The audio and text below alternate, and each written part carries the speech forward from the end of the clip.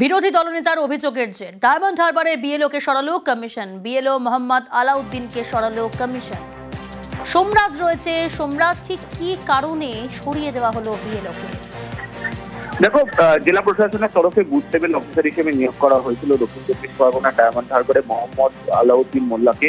এবং যেটা কমিশন সূত্রে খবর, গতকাল বিরোধী দলনেতা শুভেন্দু অধিকারী এই বুথ লেভেল অফিসারের নিয়োগ নিয়ে প্রশ্ন তুলে সোশ্যাল মিডিয়ায় পোস্ট করেন এবং তিনি বলেন যে এই বুথ লেভেল অফিসার তিনি তৃণমূল কংগ্রেসের সদস্য, পাশাপাশি তার স্ত্রীও তৃণমূল কংগ্রেসের সদস্য বলেই তিনি সোশ্যাল মিডিয়ায় পোস্ট করেন। তারপর জাতীয় নির্বাচন কমিশনের তরফে রাজ্যের মুখ্য নির্বাচনী আধিকারিকের দপ্তরের তরফে রিপোর্ট চাওয়া হয় এবং সেই রিপোর্ট চাওয়ার পরেই যেটা সূত্র মারফত জানা যাচ্ছে যে এই বুথ লেভেল অফিসারকে সরানো হয়েছে ইতিমধ্যেই জাতীয় নির্বাচন কমিশনের তরফে। এবং বুথ লেভেল অফিসারকে যে সরানো হয়েছে সেই তথ্য ইতিমধ্যে রাজ্যের মুখ্য নির্বাচনী আধিকারিকের দপ্তরে পাঠানো হয়েছে। বেশ।